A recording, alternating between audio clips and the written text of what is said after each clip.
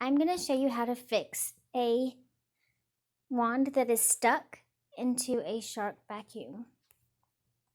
It is so simple, and after I learned how to fix it, I felt really dumb, but I'm going to post it so everyone else can feel the same way I did. Okay.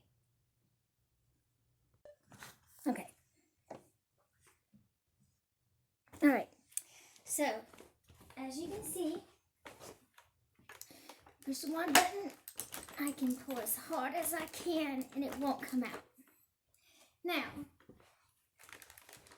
to the side and unwind. Excuse my vacuum.